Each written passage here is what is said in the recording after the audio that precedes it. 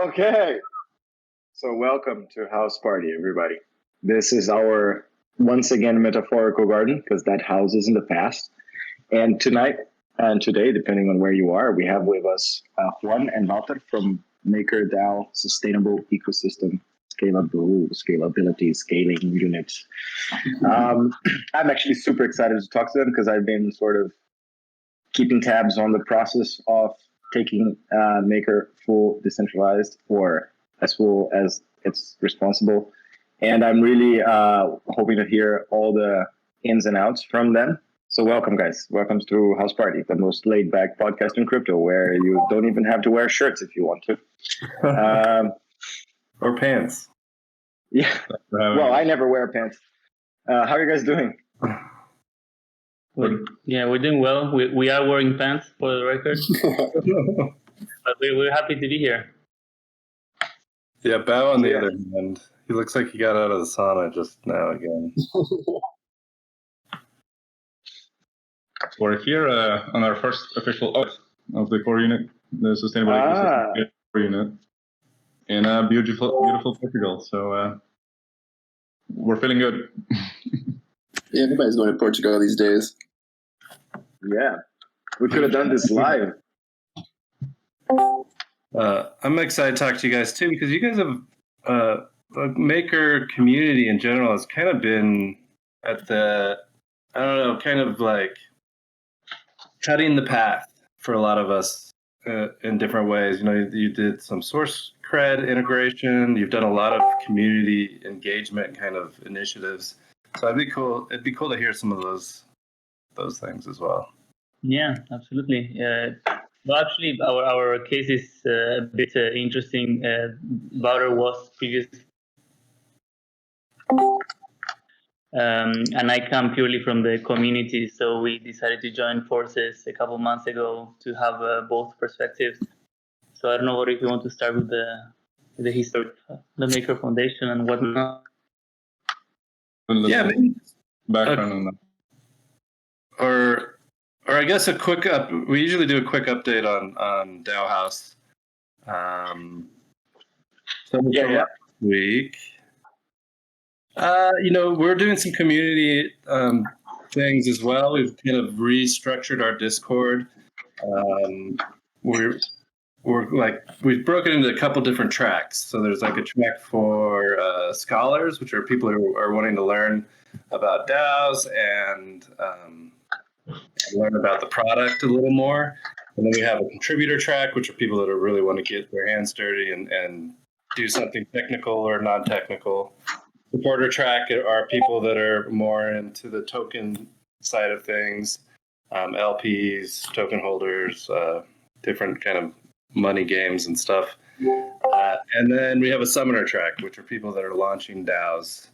And so what we try to do is kind of like, instead of coming into the Discord and seeing 10,000 channels, we're trying to just like get people to the places they want to be and let them kind of work their way through it in that sense. On the scholar track, we just released a 4-week How to DAO class. I think it's starting in the next few weeks. So 4 sessions, 1 a week. And that'll be pretty cool. It's not just about DAOhaus. It's about, the different platforms, different kind of like comp token or snapshot things or Moloch DAOs or Aragon. It's going to kind of deep dive into all those things. So if you want to get like full education on DAOs, that's the thing to check out. And besides that, we're working on an NFT vault that should be ready in about a month or so. We've teamed up with Rarible, and that's going to be really cool. And we're just continuing to kind of chug away on platform stuff, making the DevX better over time, and filling in documentation and tests and just the way that the platform works. So that's the quick rundown on DAOhaus. A quick update there. Let me give a shout out to Amos, formerly known as Aren't We All. He's not here today, but he's doing some really dope work on the documentation for the DAOhaus and updates. Yeah, he is. All right. He's audited our whole Discord and started creating some So this is house party, right? This isn't house Yeah. shit. But I'm all about it. Like, let's go. All right. So the thing is, we've done the updates. You now know if you want to get involved with DAOhaus, there's a streamlined Discord adventure waiting for you. I have my traditional glass of green wine on the ready here. Try a new brand today. And our guests are also in Portugal.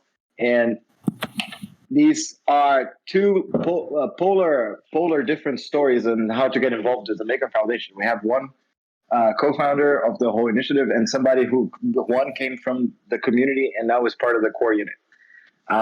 So I'm more than happy to just let you guys jam. If Wouter want to start us off with a little bit of overview for those who are not that knowledgeable on what Maker is, the big mama bad DAO, let us know.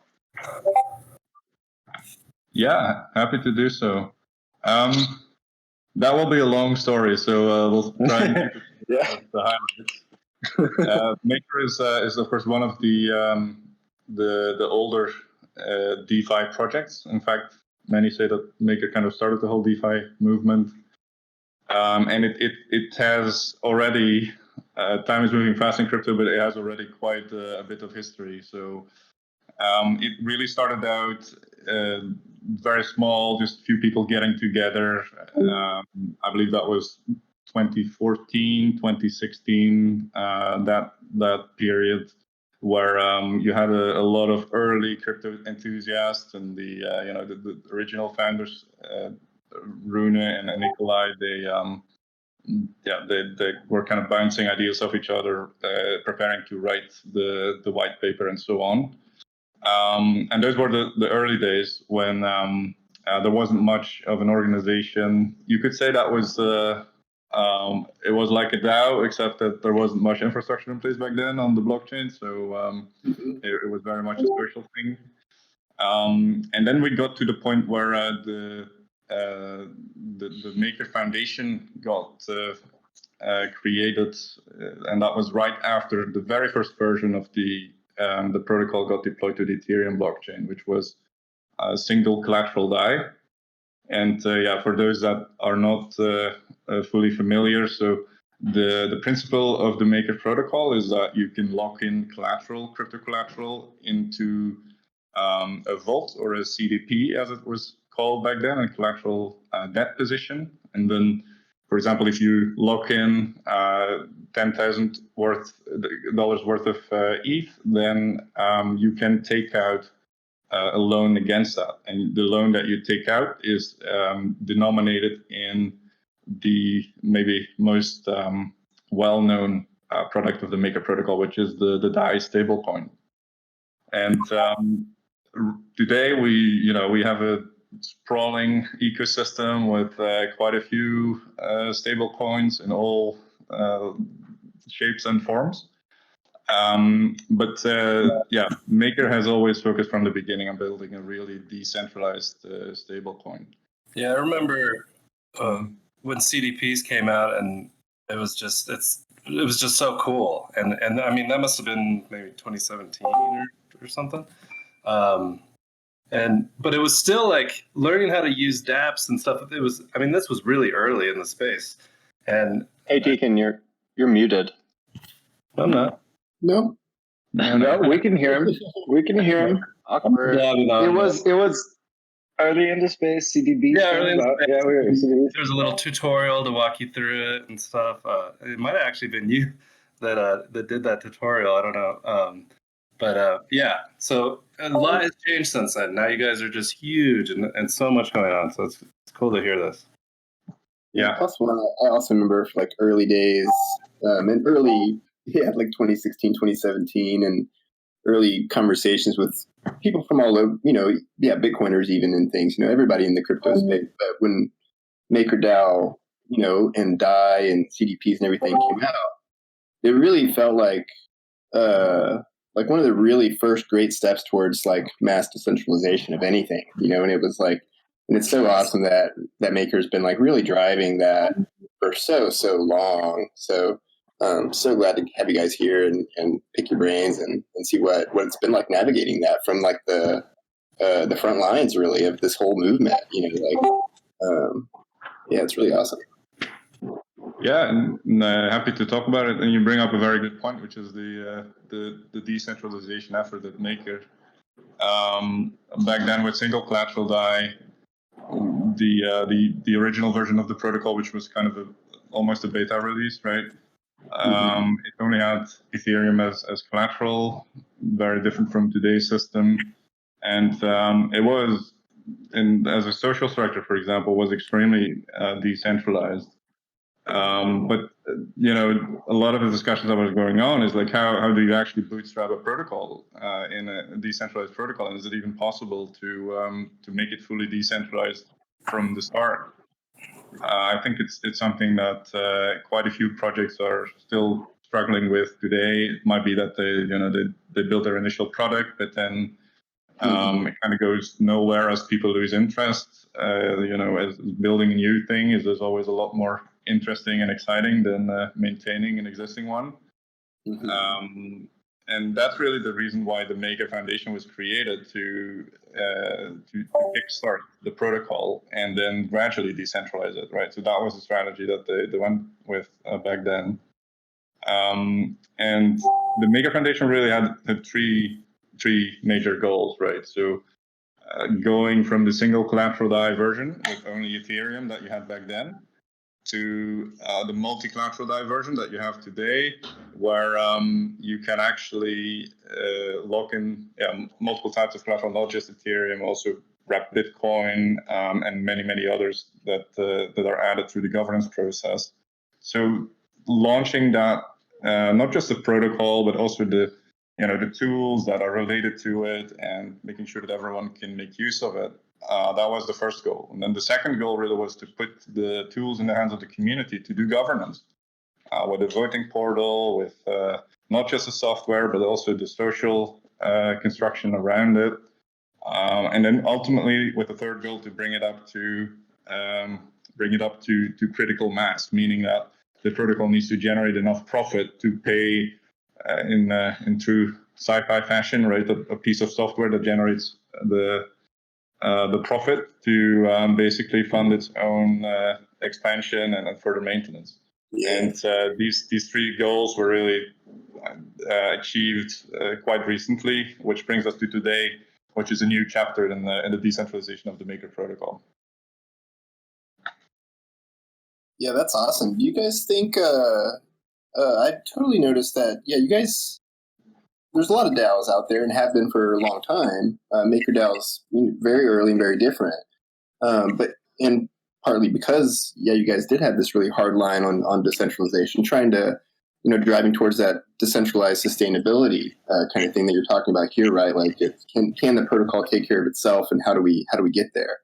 But the whole time, you guys have really I've seen a lot of navigation of the social side of what it means for humans to work together on these kinds of protocols and things. And I feel like that happens more in your guys' case because you did take that hard line of decentralization, so that need to address the social consensus, because everything was so decentralized already, just kind of emerged as a higher priority. It seems like I don't see that many DAOs working so intently as you guys do, and I think you do it out of need.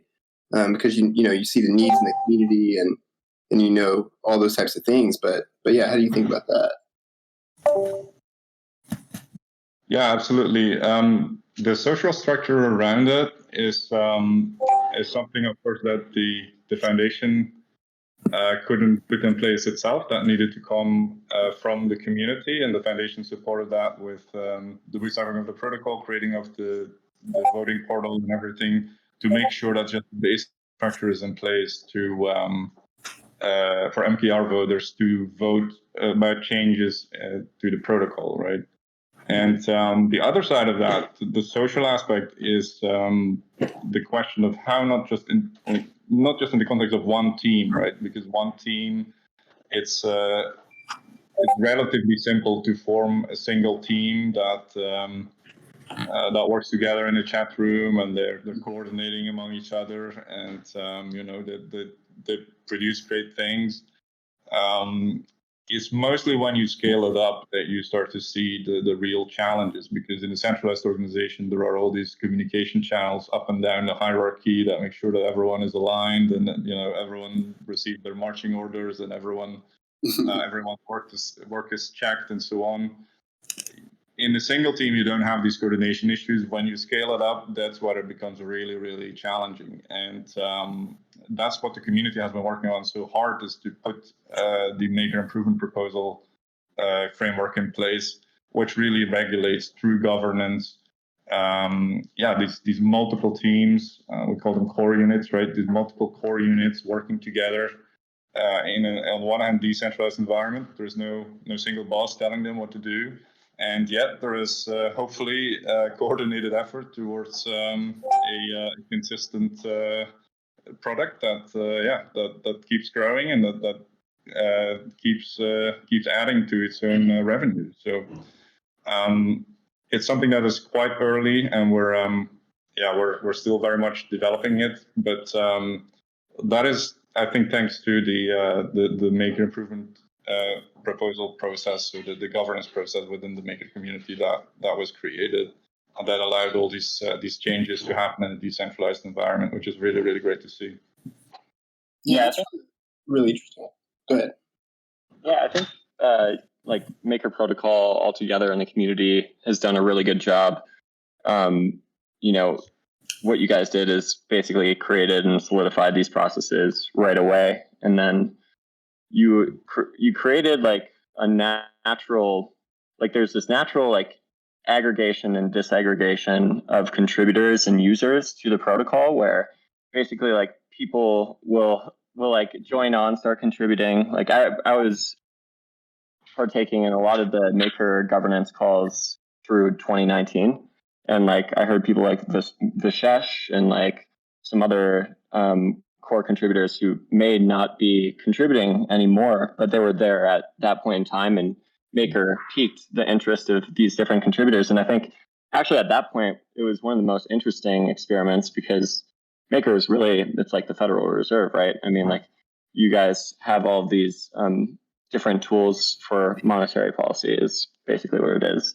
But anyway, I find that part particularly interesting, because that is, I think, how you do a good job scaling, is creating this this order of things, this order of operations, where contributors can do a good enough job navigating the protocol, the governance structure, getting paid for their contributions, to keep them also interested and continuing. So that's it. Well, this is the path that Juan took, right? So he was never part of the Maker Foundation. He joined from the side of the community with a very different perspective. So maybe you want to talk about that. Yeah, and I wanted to mention something before we get into that. The MIP framework, right? It was, or for me at least, it was very powerful to see people proposing MIPs when they're really not part of the core community, let's say. So sometimes you see a MIP that comes out of nowhere, and it might be people that have a low reputation, not a bad one, but they are fairly unknown. So it's interesting to see how these things can come out of nowhere, and then you have interesting dynamics, or what I like to call the immunitary system of the DAO, which is a lot of reactions and controversy and a bit of drama. But yes, as long as you can frame the problem and try to find the solutions and frameworks and models, that's a good thing to have, right? All this activity. Regarding my story with Maker, I actually heard Mariano Conti, which was the previous head of Oracles. I heard him in a podcast. I found Maker fascinating, and I started slowly getting into these community calls, seeing where I could help. Ended up writing a couple of MIPs myself, and when the foundation announced that they were going to dissolve, and we started thinking about how to scale the DAO from different point of views, and that's when I met Wouter, and we decided to join forces and actually get to build SES to see how we can scale Maker to the next level. some of us, some of the people in the community see Maker as something fairly big, but we think that we're just getting started, and that it could be much bigger as the whole industry. So that's where we're trying to get. It's just a little like summary. Somebody one day said, or a group of people in a chat said, "Hey, let's build a central bank of crypto," and then everybody probably said, "You guys are fucking nuts," and then they went and built it. And when the foundation became something of a staple, like a very much necessary part of the infrastructure of the entire space. And then they said, okay, well, let's melt it into the community. And now we're catching you guys at how you perceive, at which stage of this transition are you now? Is it the first days of transition complete, as I feel, or has it been running this way for a while now? There's definitely a lot to celebrate, right? I mean, decentralization is a spectrum, as many will say, and we've achieved a lot to decentralize furthermore. However, we still see a lot of work to be done to be more decentralized, more resilient, and have a safeguard mechanism across the board so that Maker is truly unstoppable. So that's what we're working towards, right? I don't know if you want to. Yeah, I just want to recognize that there is this huge milestone that has been reached, which, as I mentioned, the three things really that the foundation achieved is to have launched the protocol, to have put the tools in the hands of the community to govern it in a decentralized way, and then push it to the point where it reaches critical mass and is able to sustainably fund its own maintenance and further development and expansion. And this today is already in place, and we're moving on to the next stage, which is scaling the whole thing up in the decentralized context, right? So the centralized part of the Maker story is all but finished, right? So there are a few things that are still being wrapped up inside of the foundation. People are putting things in boxes and turning the lights off, and then that will be it. And the rest of the story will be fully decentralized, which is extremely exciting to look forward to how we are going to scale this up. Is one of those? Oh, go ahead, Deke. I was just wondering, like, what do you see as like the major roadblocks or the hardest parts to get fully decentralized, or like, is it something with the core teams, or like a meteor strike, or is it the tools that we're using like Discord, or is it just people, or what do you think are like the hardest things? Yeah, so in my mind, we've reached the point of full decentralization. There is no longer a single organization that employs the people that are critical to further maintain and expand the protocol. It is really the protocol paying itself for its sustained expansion, and that's the point of full decentralization, I think. Mm-hmm. The challenge comes because we can't just stop here and like continue, do just day-to-day operations and continue working the way we are working. You need to grow, right? If you can't grow, then ultimately the protocol will lose out. So scaling the whole thing up is really the biggest challenge in all this, I think. So right now, the Maker DAO, when we talk about a DAO, it's not the same thing as it's not the same meaning as many use it in the crypto space. When many talk about a DAO, they talk about the team, really, the team with the multi-sig, to put it a little bit blunt. But Maker is much more than that, right? So Maker is a collection of teams that are independent, that converse and coordinate through this governance process, and that are building together to really improve the protocol and expand it further and run its operations. So we are already at that level, but the size is still, you have the Dunbar number, right? Like, so that's a question that I was going to ask. Number of people, Right? Yeah. When you say number, scaling, like everyone still knows everyone, and we need to grow beyond that. When you say scaling, you mean number of people? You mean number of amount of DAI in circulation? What are are the OKRs, the KPIs that you guys are caring about in this space? Sorry, you're cutting out. Yeah, your sound is a bit choppy. So what are the KPIs or the key indicators that you like refer to when you're talking about scaling? Like, what are the things you're looking at? Yeah, and the first thing we need to say is that we're just talking from the perspective of SES, right? So the sustainable ecosystem scaling core unit. Other core units may have slightly different perspectives, which unfortunately comes with the decentralized territory, right?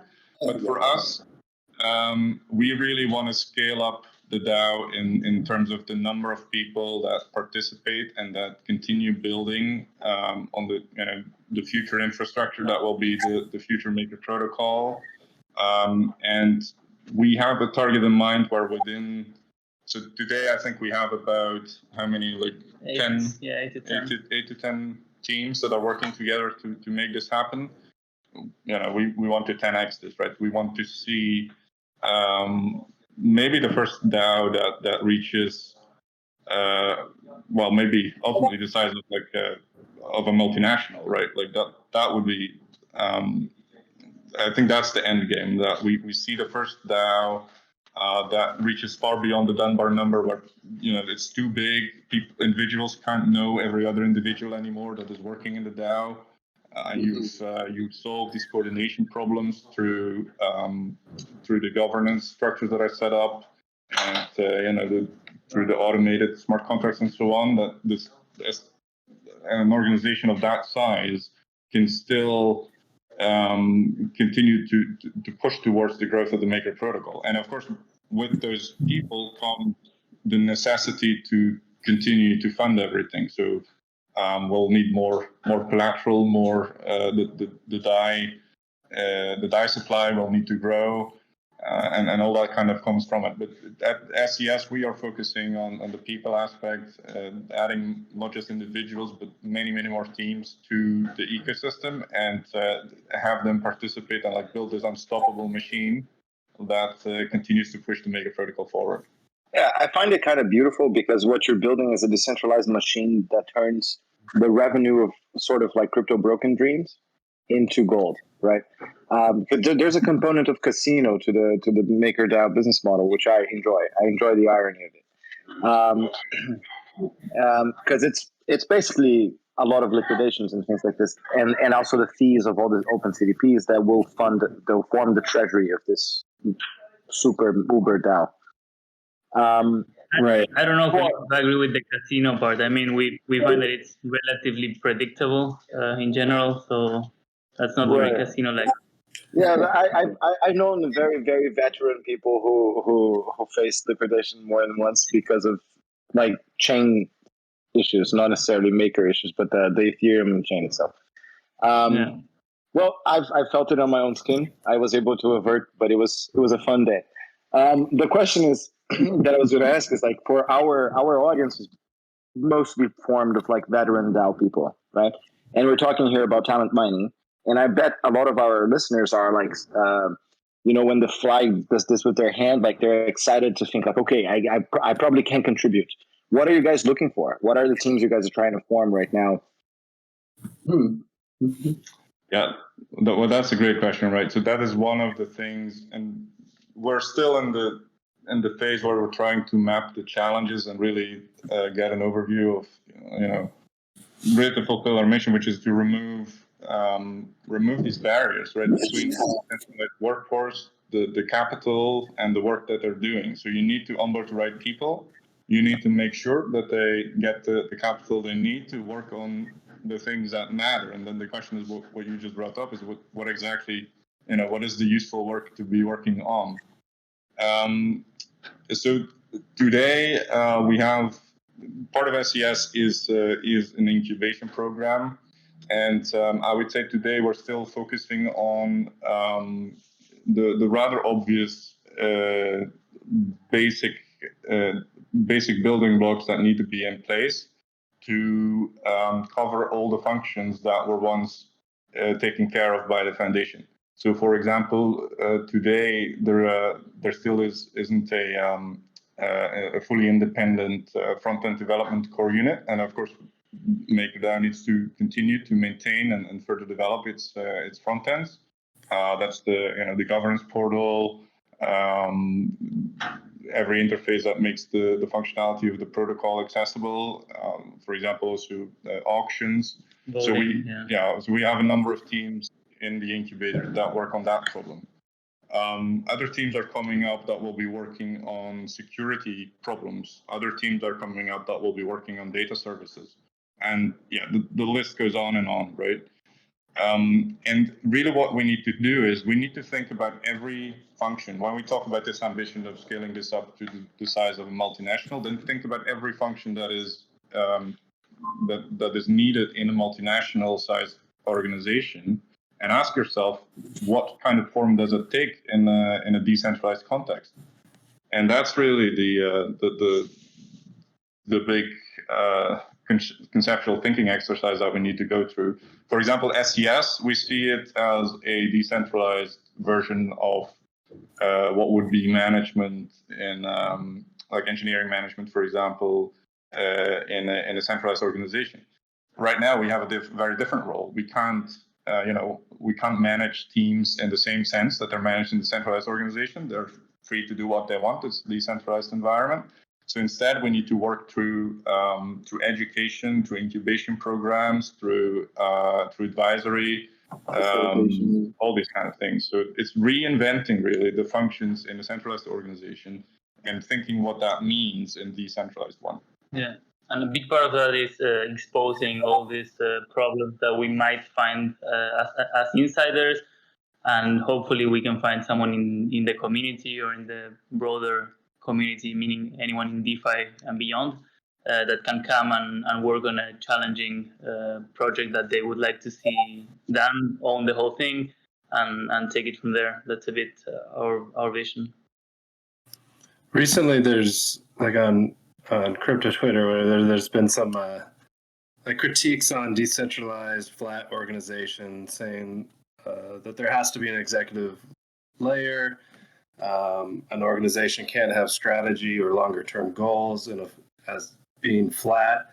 How are you guys kind of addressing that? Like how do you keep all these different core teams working together, but still having vision, and a mission? Yeah. So another big one, right? So another one of the problems that we're looking at. We forgot to warn you that although the podcast is laid back, we do ask all the hard questions here. That's true. So we appreciate that. Yeah. On the one hand, you need to keep it decentralized, right? So there's a bit of a contradiction. You cannot be part of a decentralized community and expect everyone to believe in the exact same vision, right? So that's, if you look at open source projects, for example, there will be ideally there is there is a roadmap and features being built, but there are disagreements all the time, and some teams are building features that other teams maybe don't want to see or don't think that it's a very useful allocation of our resources, and that's really the context in which we're looking at it, is to ask ourselves the question: how will the resource allocation happen in a decentralized environment, right? Because ultimately, it moves in the direction that it sustains through funding, and the way that we see this evolve is where you would have these different groups that might have different opinions, but clearly articulate their own vision as to where the DAO should go. And to give a practical example, the Makers community has had some discussions a while back when it was a different world, but while the DAI peg is very stable today, back then the supply side problem was really showing, and the peg was deviating from the $1 target quite a bit, and really then you have two, as the central bank business or the bank business, you have two options, right? So either you introduce negative interest rates or you really try to find ways to scale up the supply side. And in crypto, that might mean that you need to move beyond pure crypto assets and maybe look at real world assets and maybe reserves of other stable coins to back the DAO in this case that is minted. And this was a clear example of there being a disagreement in the vision in the community. Some people arguing for negative interest rates, some people arguing for a broader interpretation of what can be used as collateral. And I think these disagreements will continue to exist, and the way that they're resolved is probably different. You call it executive teams. I think there will be teams that will articulate a certain vision, and then combine that maybe with delegation power from voters to turn that vision into objectives, and then ultimately allocate the resources to make that happen. And there may be multiple groups working on different aspects of the vision. A vision can be comprehensive for the entire DAO, can be focused on a specific aspect, and of course, what you evolve into is it's similar to voting in a democracy, right? So you get these people that come together with a similar vision, present that vision, and try to garner as much voting support as possible to turn that vision into reality. So that's the direction that we see this going into. And there are a few more challenges there that we can talk about. For example, the efficiency aspect of it, right? Because you will have multiple groups working in different directions. No, there will be loss of efficiency for sure in terms of, and at least in the type of what we are used to calling linear, sort of laminar flow type of efficiency that you have in structured orgs, right? It's a different type of, I wouldn't say efficiency, but there is an upside to the parallel thinking of a decentralized org that might lead to higher resilience, and the jury is out. And I guess you guys are the most high-profile experiment I've heard of yet. And it's fair to say that if you look at the history of Maker, you're like called the shots on so many things that became just common knowledge for everybody just a little bit before. So I will definitely keep a close eye on everything that's happening on Maker, because probably that's where I can mine certain of the next mega trends of the space, in my opinion. And I'm independently of any involvement, I will always be here for you guys in any conversation that you want to have about governance or anything, because this needs to succeed. So let's, if you allow me, because I want to actually help you mine as many bright minds from our audience as I can. Let's say I want to make an MIP. Where do I go now? We're also working on the tooling to make things more accessible. Actually, not long ago, we published this kind of like layer or visualization layer that allows you to browse MIPs or MIPs in a better way, which is I think it's MIP. I can't remember if it's mip.makerdao.com or mips.makerdao.com. But it's a very nice way to see the MIPs, which are a bit the laws, and then we have what we call the sub proposals, which are the implementations of these MIPs. So as an example, a MIP could be a core unit. So a core unit has to have a mandate which expresses the vision and what this group is trying to achieve. And a sub-proposal would be this MIP sub-proposal 1, which would be, okay, the first group is going to be oracles or smart contracts. And that's a good way of starting to see how MIPs work in general. If it's just to write a MIP, it could, I guess you need to have prior knowledge of Maker and what you want to achieve. If it's more of like an idea, you can write a MIP 13, which is the declaration of intent, which could be, I think Maker should, I don't know, print NFTs, right? Maybe not the best example, but I'll go for that. I would have just said you go to the forum. That's The forum is probably a very good way of starting and asking for directions. But regarding the MIPS in particular, it's it's a whole world. Governance Alpha has a team of MIP editors that can help you. So either the chat or the forum are good ways of starting. yeah. Would you all be up to sharing a little more of your personal story, Juan, how you went from community member to core unit? That there might be a couple of harvestable learnings there.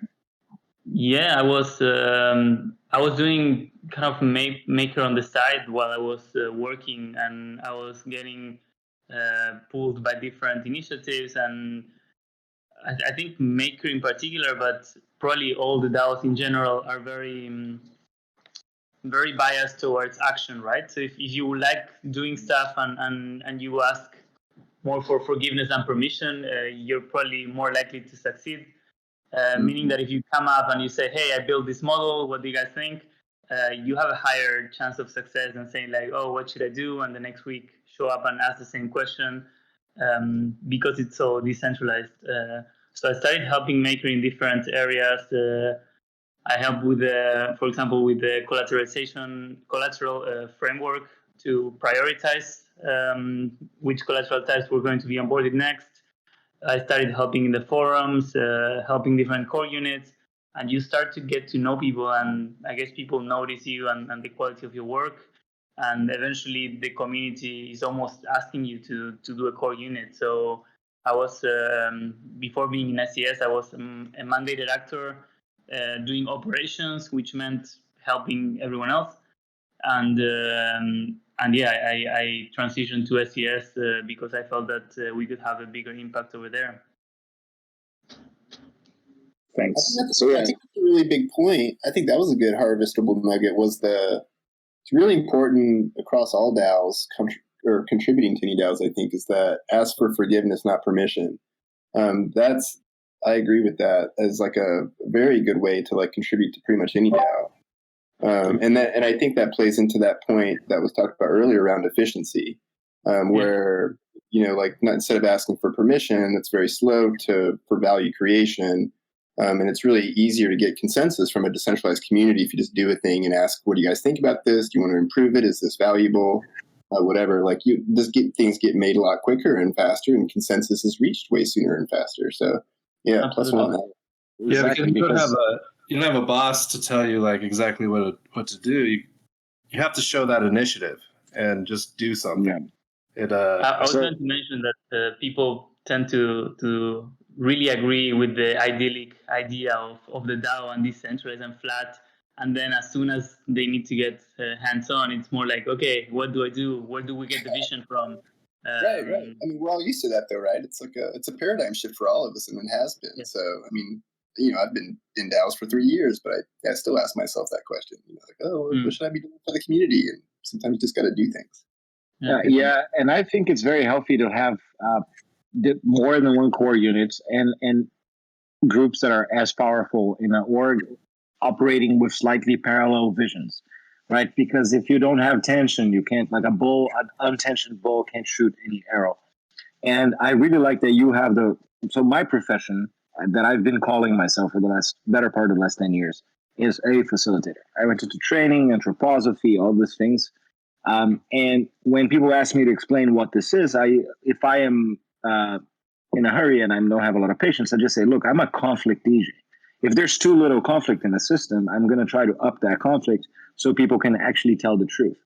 And if there's too much conflict in the system and people are not willing to relate anymore, I need to appease that conflict. That's the short explanation for what a facilitator does. And then the other thing is there is no true communication if people are not, like, within hierarchies, there's no true communication because you have the principal problem. People won't tell each other what's up, right? So when I'm hired by a traditional like legacy org to come in and make a facilitated intervention, I have to gain the authority to do so, which means people want to play with me, one, and then create a space where temporarily at least people are brought to their level of humanity where the hierarchy is softened and they can look each other in the eye and have actual communication, right?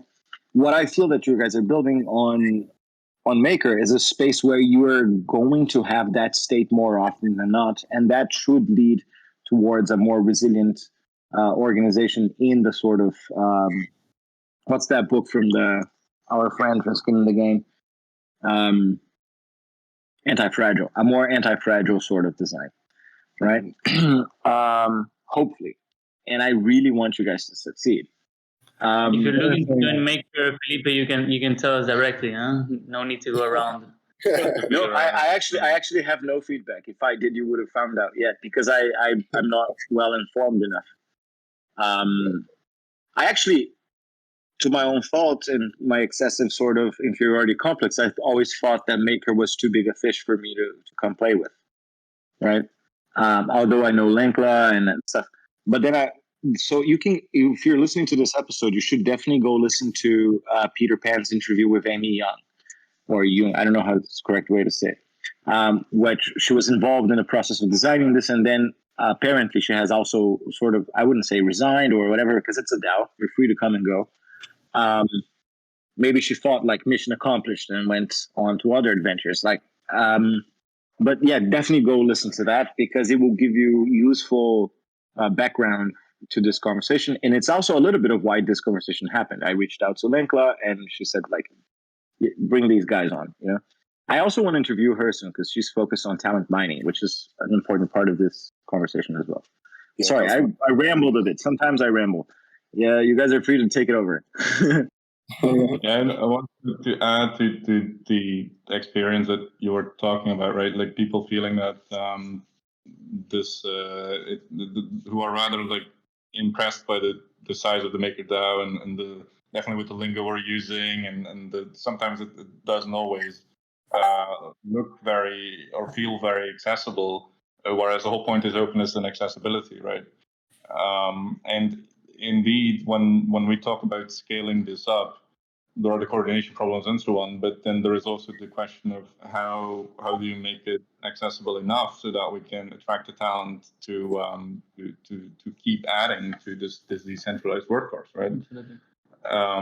And one of when we talk about, you know, maybe 100 core units or the bigger size of the DAO, I think a big part of that will be education and creating really the tools that will enable anyone with the skills and the motivation to contribute to make that possible for them, right? And today, Maker sometimes is a little bit too inward focused, I feel.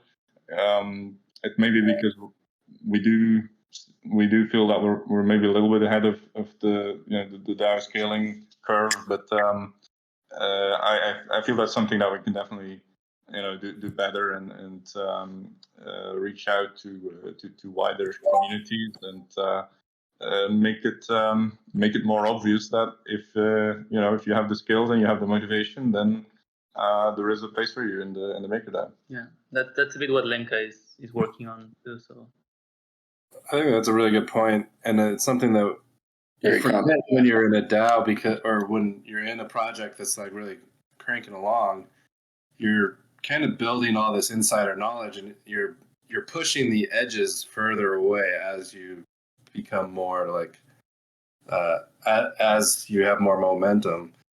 It's like kind of like a boat going through the water, and the wake is like pushing people away. So it's something that I think everyone in the space needs to work harder at, is how to. It's a beautiful image, Deacon. I never knew you were so poetic. The edges and pull them, throw the line out to them and pull them back over the lake. I like that. Agreed. It's a literal image. It's so great because it's true. It's hard. At the fastest something is moving, the faster a particle is moving, something that has an identity, the harder it is. Like the more I try, the crypto space as itself. Like if I haven't taken a vacation since I started, and I'm afraid of taking it. Literally, like if you blink, shit like just moved on, right? So we are actually. The conversation has moved fast, and it was amazing. And I love when I have these episodes where I don't say anything for most of the time and it happens. we're at the last 10 minutes of our conversation. I really want to pragmatize the conversation in the sense I want to.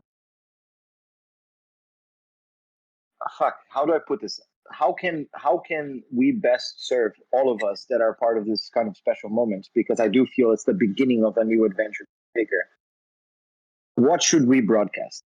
What should we tell the friends that we actually care about? Like, hey, you should pay attention to this right now. You know. I'm actually going to make a recommendation here. I don't know if you guys have heard the podcast with it's from Tim Ferriss with Balaji. He actually speaks about this change of paradigm of work and these organizations and how identity is going to split. So it's definitely a lot of food for. I actually heard that episode is 3.5 hours long, and he talked about everything. Yeah, it's great. And regarding what broadcast, I think it's a hard message. I think when I interview people, I actually tell them I'm here to discourage you, and hopefully you have enough energy that I'm not going to be able to convince you to come join us, even if it's probably not the best message, right? But I think that when people are ready, they will join us and join the movement. So I share my great experience, but I don't think it's for everyone. This is that expectation setting, right? And I have to agree with Juan. When at the foundation, when it became clear that the foundation was close to dissolution, we were still onboarding new people, as any organization, there's an interview funnel, and I was the last step in the interview funnel. And the way I talked to these people joining, I told them, like, are you crazy enough to like join this adventure? It's gonna be a very bumpy ride. We know nothing about what we're trying to do. We have no clue, and you will need to figure everything out together with us. So are you in? And I think it's actually a really great point that you need to. It's not for everyone, and we need to set the right expectations. And we shouldn't be, we shouldn't be afraid of just calling that out, because there are enough people out there who feel incredibly motivated to join this adventure and figure out together with us how we can work in this decentralized environment, and how we can scale this up to the size of a multinational organization. And I'm just very much looking forward to all the interesting problems that we'll encounter, and the innovative solutions that we will hopefully find. So I would just repeat what Juan was saying. Don't ask for permission. Just go ahead and join maybe our governance and risk calls. Join one of the launchpad sessions. Read the forum, and when you have an idea, then post a thread on the forum. Don't be afraid to do that, and go for it. And the community will be more than happy to give you feedback and steer you in the direction that, from our experience, we feel would be a useful contribution to the ecosystem. Perfect. I think if I were to put it in one sentence, is the price of admission is true desire.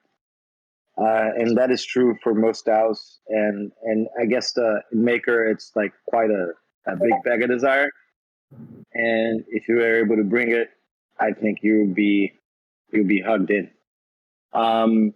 Also, if you want to know more about the talent mining side of Maker DAO, you can come to the DAOs during ECC, where Lenkla, she will give a talk, as far as I know.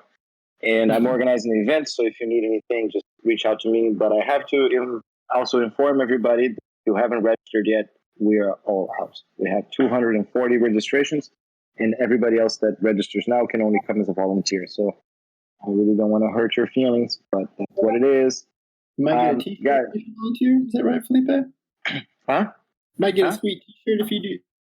I don't think everybody's going to be able to get a t-shirt, because I have 186 of them and 240 people. But if you really want a shirt, you're going to get Right. You know, the price of admission is what, guys? Desire. So that is the truth for all of the. Attitude is gratitude. Mother Like that. All right, so we have 3 minutes left. Already shilled my shit.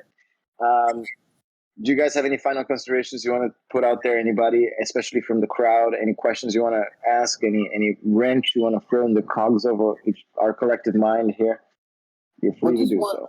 One interesting thing I think of real quick is there's a lot of us DAOs are going through this too right now. Like, I mean, Maker has its own, like, as a protocol there's so much to govern there just as the protocol, right? And then as a DAO, you have to figure out all this like community scaling, organizational operations in a decentralized way, and all these different things as well, right? And we're doing the same thing here. Like, we have a product to govern and build and do all these different things, but we also have to like spend the time, make the investments in the community and how we're scaling and all those different things. And I think a lot of us are doing that. And it's really, really interesting that, I mean, we're kind of in our community silos or our projects or whatever, because we're trying to create value where we can. But we are, there's a lot of us doing that, like having to spend a lot of time and energy, trying to solve that like, it was exactly how you put it. Like, how do we scale beyond Dunbar's number and add like a meta coordination layer to multiple groups that are working together, and then like that's, I feel like, where we're kind of iterating and trying to find that meta coordination layer. We're trying to find like where that plays in and how that can like enable, like in Maker's case, like, how do new teams pop up as it's needed, and how do old teams that are no longer needed dissolve, and like that kind of agility to go up and down in scale depending on what the protocol needs. And yeah, it's just like a shared problem all the way across the space, and it's awesome to see you guys like working on it so tightly too. Yeah, you just mentioned enough things to fill another hour, so I don't know if we can do that, but to touch on That's also how I'm feeling. Like, we need another hour soon. Yeah, well, we can definitely do that. The efficiency part, right? So I think people are really, there's just so much used to think about efficiency as avoiding, for example, people doing double work, or just removing anything that they see as waste. But really, the power of the DAO is massive parallelism, right? So you won't be as efficient as two teams might be working together. They're not as coordinated in the hierarchical structure that you may see in a centralized organization. Yeah, there may be some double work. Yes, there may be some projects that get built and that get abandoned again because they weren't aligned with where the DAO is going. But there's so much of that going on that it more than compensates the loss in efficiency that you have on the individual level, right? So it's individual. It's a massive parallelism with a slightly lower efficiency. You add it all up, and it's just so much more massive than what you can get in a centralized organization. Yeah, somebody who as somebody who in my legacy life worked. No, we need to do it in that second. Sorry, go do it. No. I was just reiterating kind of the emergence there.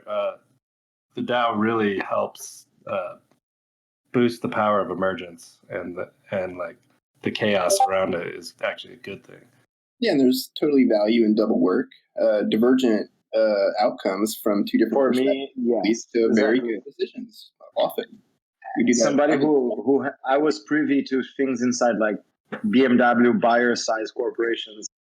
Do not think for a second that there is actual efficient linearity in organization. It's theater, and a lot of it is just ass kissing. So at least DAOs put ass kissing front center because it is a political process. We need to like ass kiss decentralized, which is nice because everybody likes a good orgy, even if it's an orgy of mind. And I prefer it that way. And I am truly grateful that you guys are treading this path, and that you guys came here tonight to have this conversation with us in the middle of your team offsite. So please go share some vinho verde with everybody. And Juan, I have my camera is off. Let's open it so I can toast you. And Juan, don't bogart the mate, man. Share the mate. Have a good night. Thanks, guys. It was good. It was good to be here. Thanks for having us. Thanks, guys. Godspeed. Thanks, Ron. See you next time. Thanks, guys. Bye. Peace out.